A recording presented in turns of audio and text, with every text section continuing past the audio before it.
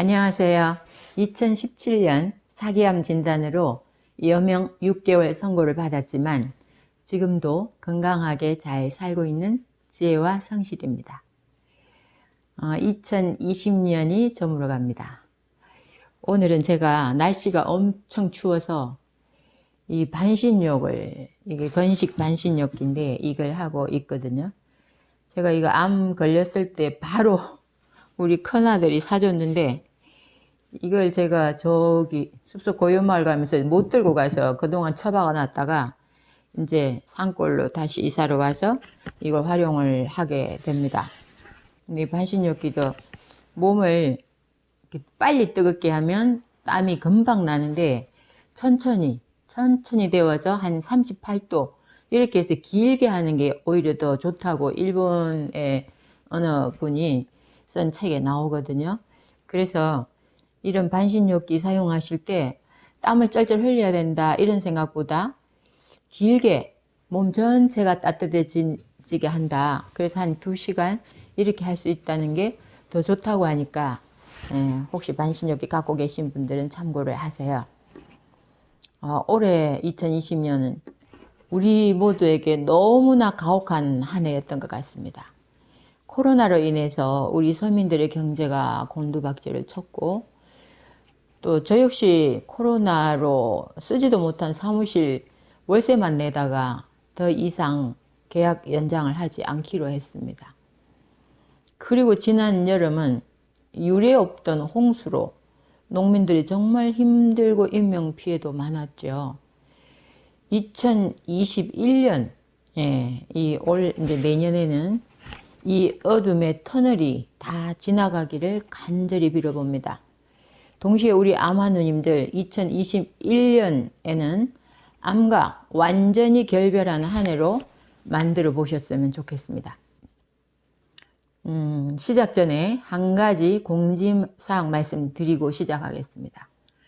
우리 유방암 환우들 중에 사기로 수술이 불가능해서 저도 처음부터 수술이 불가능하다고 했거든요. 그래서 수술을 못했습니다.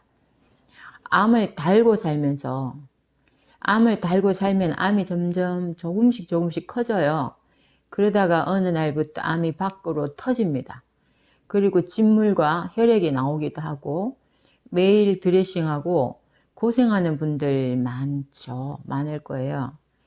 이런 환우님들이 그런 사람들만의 단톡방을 좀 개설해 달라고 저한테 요청이 들어왔어요. 저 역시 또 그런 케이스였고요. 그런데 이런저런 방법으로 좋아진 사례도 있거든요. 한 단톡방으로 모여서 지혜를 모아보자는 의견이 많아서 유방암이 피부로 전이 되거나 터진 분들의 단톡방 개설을 하려고 합니다. 본인이 좋아진 사례가 있는 분들 더욱 환영합니다. 저에게 연락 주시면 모아서 단톡방을 만들어 보겠습니다. 혼자서 고민하고 속상하고 하는 것보다 여럿이 정보를 나누면 개선해 보는 것도, 나누면서 개선해 보는 것도 좋은 방법일 것 같습니다. 그 단톡방에 가입을 원하시는 분들은 저에게 연락을 주시거나 댓글을 남겨주시면 단톡방에 참여를 시켜드리겠습니다. 서로 정보를 주고받으면서 서로 또 위로도 나누면서 그렇게 우리가 치병을 하면 더 좋겠죠. 오늘은 자연치유 효과 보신 분 저에게 연락 주세요. 이런 제목으로 말씀드려볼까 합니다. 사실은 저에게 연락을 해주신 분이 계셨어요. 며칠 전 어느 암 환우님이 저를 찾아오셨습니다. 그분이 제 유튜브에 댓글을 달아주셔서 제가 전화번호를 올려주셨어요. 제가 먼저 연락을 드렸습니다. 그분의 암 자연치유 경험담을 몇 시간 동안이나 즐겁게 들었습니다. 제가 자연치유를 한다고 했지만 그분께 배울 것이 더 많은 것 같았습니다. 위 12지장 선고를 받고 위 절제를 다 하고 소장과 식도를 연결하자고 병원에서 말씀을 하셨대요. 그분이 본인이 58년생이라고 말씀하셨고요. 그분은 그 수술이 정신적으로 용납할 수가 없었다고 합니다. 그래서 스스로 이겨내 보리라 생각하고 이것저것 공부하고 몇 가지를 아주 목숨 걸고 실천했다고 합니다. 물론 저의 경험이 아니므로 더 구체적인 내용을 알고 싶으신 분은 댓글을 달아주시면 그분의 전화번호를 드리겠습니다. 그분이 직접 전화번호를 드려도 좋다고 말씀하셨거든요. 얘기를 들어보면 내 생각과 다를 수도 있고 한편으로는 황당할 수도 있지만 내가 봤을 때 취할 건 취하고 버릴 건 버리는 지혜를 발휘하는 것도 좋을 것 같다 이 시간에 말씀드리기로 했습니다. 그분의 실천적 내용을 하나하나 말씀을 드리겠습니다. 첫 번째, 이분이 위 12지장 암을 치료하기 위해서 매일 한 게 있답니다. 그게 공터에 가서 흙을 다져놓은 공터에 가서 맨발 축구를 하루에 2시간씩 했다고 합니다. 숨이 턱에 차고 땀이 비 오듯 쏟아질 정도로 하셨다고, 한여름에도 했다고 해요. 아침 일찍 가셔요. 그래서 이 맨발 축구, 우리가 맨발 어싱도 많이 하잖아요. 근데 맨발 축구에 또 땀도 흘리고 맨발로 지압도 하고 어싱도 하고 엄청 굉장히 한 가지를 갖고 일석삼조 정도의 효과가 있었지 않나 생각이 됩니다. 근데 이건 좀 따라 해도 되겠죠. 저는 축구는 좀 자신이 없지만 맨발로 걸어 다니는 건 자신 있거든요. 근데 제가 3월부터 11월까지는 맨발 걷기를 하는데 겨울에는 못했어요. 그런데 어제 우리 유방암 단톡방 한 분이 본인은 지금도 맨발 걷기를 한대요. 그래서 괜찮냐고 제가 괜찮을까? 저는 체온이 떨어질까봐 겨울에는 안 했거든요. 그런데 오히려 체온이 올라서 밤에 발을 내놓고 자야 될 정도로 따뜻해졌다고 합니다. 그 다음 두 번째 이분이 실천한 내용은 구충제를 드셨다고 해요. 구체적으로 어떤 구충제를 어떻게 드셨는지 제가 물어보진 않았습니다. 하여튼 구충제를 드셨다고 하니까 뭐 구충제는 정해진 프로토콜이 없는 것 같아요. 어떤 분들은 뭐 과량 드시고 어떤 분들은 소량 드시고 뭐 며칠 먹고 며칠 쉬고 그건 각자 알아서 하니까 뭐 물어보셔도 되고 본인의 생각대로 하셔도 될 것 같습니다. 근데 구충제를 먹어는 봐야 되겠다. 왜? 구충제로 좋아진 사례들도 가끔은 있습니다. 그러니까 뭐 내가 그걸로 좋아질지 안 좋아질지 모르지만 일단 먹어봐야 되겠죠. 그 다음에 세 번째 이분이 하신 게 쑥뜸입니다. 쑥뜸. 배에 흉터가 있을 정도로 독하게 마음을 먹고 했다고 해요. 근데 배를 이렇게 들고 보여주시는데 정말 흉터가 이만씩 해요. 근데 그 흉터, 그 쑥뜸을 올려놓고 5분을 뭐 아주 그냥 이를 악물고 참았다고 하거든요.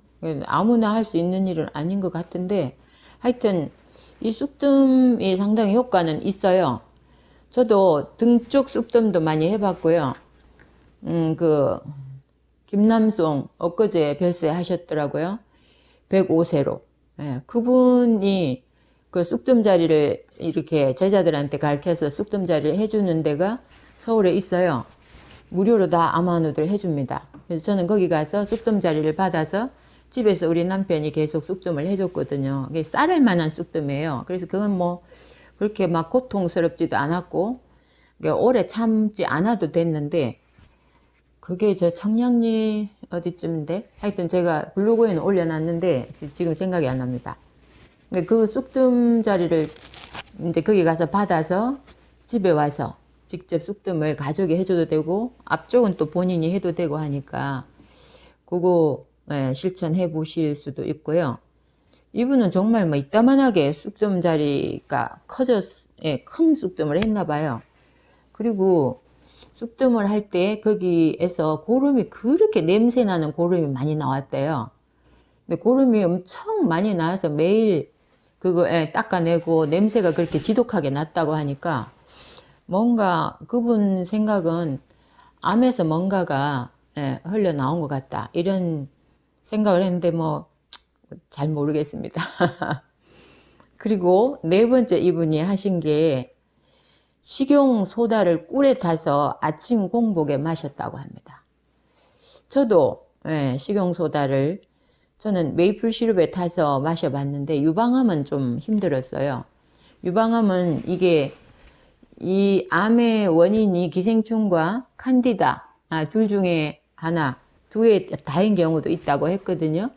그러면 칸디다인 경우, 칸디다 곰팡입니다. 그럼 칸디다인 경우는 소다가 상당히 100% 약이에요. 우리 그 화장실에 뭐 이게 곰팡이 있는 부분에 소다 이렇게 살살 뿌려 놓고 한참 있다가 가서 닦아보면 깨끗해지거든요. 그러니까 이 칸디다 곰팡이, 모든 곰팡이를 죽이는 그 100% 죽이는 건 소다가 최고라고 했습니다. 그런데 저는 유방암이기 때문에 이 소다가 이 암 부위에 직접 닿질 않았어요. 그 신문친이 박사는 유방암 같은 경우는 이 암에다 카테터를 심어 놓고 그 길로 계속 소다수를 집어 넣는 치료를 해서 유방암을 많이 완치시켰다는 내용이 있거든요.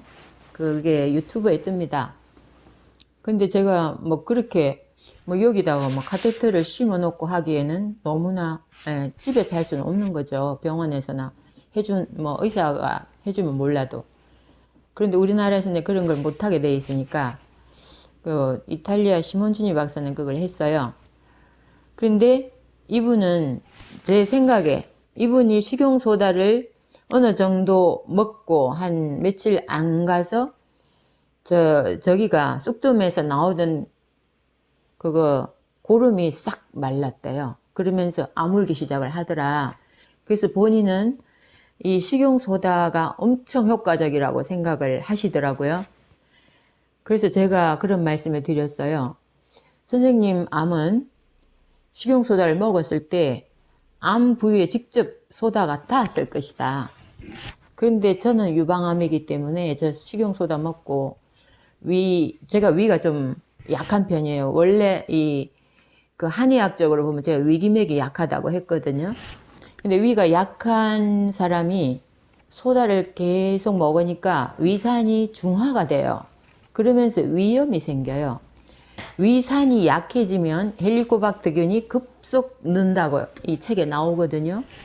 그러면 헬리코박터균이 늘면 이게 위염을 일으키고 위염이 계속되면 위암이 될 수가 있습니다. 그래서 제가 해보고 이 위염이 생겨서 제가 그걸 고치느라고 또 엄청 고생을 했어요. 그렇기 때문에 누구한테 저기 식용소다 먹어봐 그 말을 못 하겠더라고요. 그런데 이분과 제가 달랐던 건 그 암의 부위 때문에 다르지 않았을까. 저는 그렇게 추측을 하게 됐어요. 저는 유방암이기 때문에 소화기가 아니잖아요. 직접 닿지를 않잖아요. 그런데 이분은 먹으면 직접 내려가서 거기다가 닿았을 거란 말이에요. 그래서 하여튼 그 쑥뜸한 자리에서 그렇게 냄새나는 고름이 나더니 식용소다를 어느 정도 먹고 깨끗하게 마르면서 아물어 버리더라. 그래서 식용소다가 본인한테는 굉장한 효과를 봤다. 이렇게 말씀을 하셨습니다.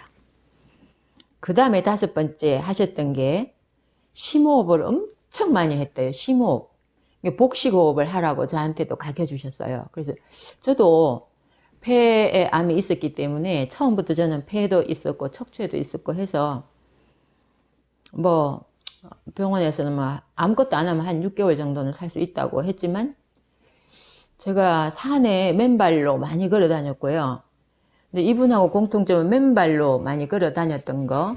그 다음에 심호흡을 산에 가면 엄청 많이 했어요. 제가 심호흡을 할 때 굉장히 중요한 건 내뱉는 숨이 길어야 됩니다. 들이마시는 숨에는 신경 안 쓰셔도 돼요. 내뱉는 숨을 길게 해서 내 폐, 복부 저 밑에 있는 숨까지 다 내뱉으면 그만큼 빈자리가 많아서 그런지 들이쉬는 숨이 굉장히 양이 많아져요.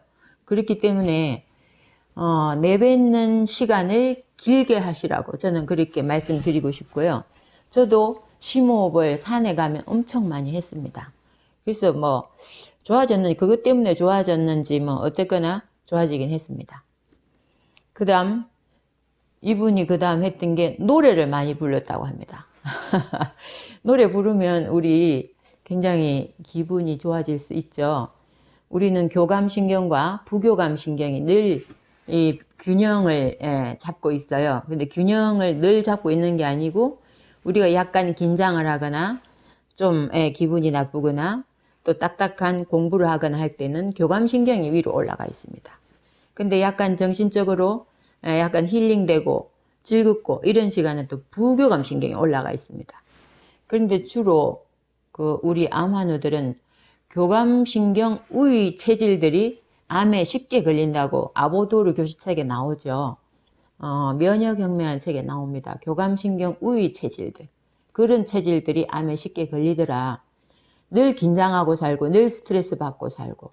그래서 노래를 많이 부르는 굉장히 중요하죠. 이분이 주로 트로트를 많이 불렀다고 해요. 근데 트로트를 많이 부르면서 스트레스 해소, 또 부교감 신경 우위, 그리고 긴 호흡 효과도 있죠. 노래를 부르면 또 어느 정도 박자를 맞춰서 또 숨을 참아야 되고 한꺼번에 또 확 들이셔야 되고 하는 그런 게 있으니까 노래 많이 부르는 것도 좀 효과가 있지 않나. 그래서 저는 요즘 이제 날씨가 추워서 밖에 못 나갈 때는 여기서 지압판을 놓고 막 지압을 하면서 노래를 불러요.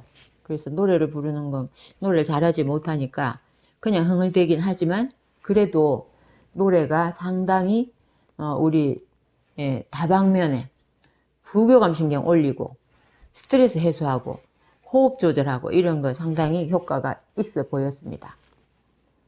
그 다음 이분이 했던 게 비단풀이라는 걸 달여 마셨고요. 모이 뿌리를 돌아다니면서 막 해가지고 그걸 달여서 마셨다고 해요. 근데 우리가 인터넷 여러분 찾아보세요. 비단풀, 흔한 풀이에요. 그냥 이렇게 흔하게 나오는 풀인데 그 비단풀이 암세포를 억제하고 항암 효과가 있고 체내 노폐물을 배출하는 효과도 있다고 인터넷에 뜨더라고요.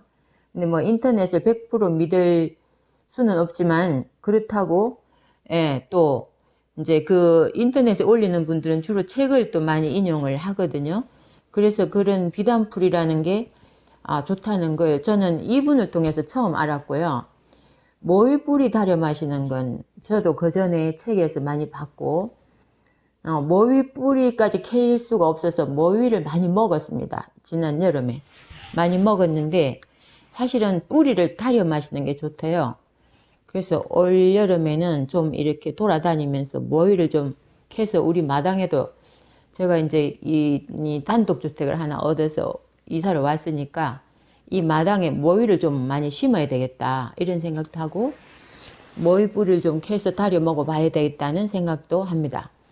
근데 이게 제 유튜브에도 올려놨고요. 사실상 모이 뿌리를 그 경동시장에서 구할 수 있을 거예요. 근데 그게 이제 뭐 이렇게 도시에 살면서 구하기 힘드신 분들은 경동시장에서 사서 뭐 집에서 좀 약탕기에 달여, 요즘 약탕기가 뭐 전기로 잘 나오잖아요. 달여 드셔도 되고 또 이 건강원 같은 데서도 이걸 많이 달여 주시는 것 같아요. 그래서 많이들 뭐 그걸 그냥 간편하게 사서 드시는 분들도 있는 것 같습니다. 근데 하여튼 비단풀하고 모이 뿌리를 많이 드셨다고 해요. 그 다음에 또 8번째, 식혜를 만드는 엿질금 있죠. 이 엿질금을 삭혀서 많이 마셨다고 합니다. 엿질금이라는 건 이 삭혀요. 그러니까 이 삭힌다는 건 이게 풀어지게 만드는 거거든요. 그래서 옛날에 우리 엄마들 전몸살 할 때 엿질금을 많이 삭혀서 그 물을 많이 마셨다고 하는데 엿질금을 그냥 먹기가 맛이 이제 사실 그 삭힌 게 식혜잖아요. 근데 우리가 거기다가 꿀이나 설탕을 타서 먹는데 어떤 분이 거기에 그냥 그거 뭐죠? 저기 단맛만 내는 그거 있죠. 그거 뭐라고 하지? 빨리 생각이 안 나네요. 시중에 많이 팔잖아요. 그것 조금 타서 먹으면 우리 인체에 그 설탕 효과도 안 내면서 좋다. 사카린, 사카린을. 그래서 그렇게 먹어라 이런 분도 계셨거든요. 그런데 엿질금을 먹으면 엿질금 달인 물을 그러니까 삭혀서 먹으면 내 몸에 있는 엉어리를 풀어주는 역할을 한다고 해요. 그래서 그것도 상당히 옛날부터 전해 내려오는 그러니까 전통적인 어떤 그 우리 민간요법 아닌가 그런 생각이 들었습니다. 저는 엿질금을 삭혀서 마셔보진 않았는데 올해는 식혜를 만들어주면서 우리 가족들은 단맛을 해주고 저는 그냥 마셔보려고 생각합니다. 그 다음에 또 발가락 운동을 저한테 가르쳐 주셨어요. 발가락 운동은 발가락을 이렇게 바짝 세워서 우리 왜 그 발레하는 분들 발 쫙 세워서 서서 춤추잖아요.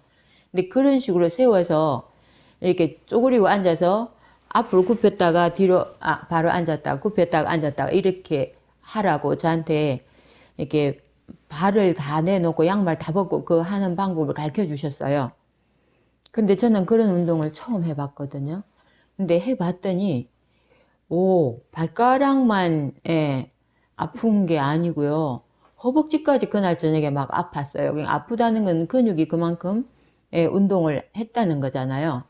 그래서 제가 하루에 30번씩 매일 여기 옆에 난간을 붙잡고 의자를 붙잡고 이렇게 앉아서 앞으로 굽혔다가 뒤로 했다가 이걸 하고 있거든요.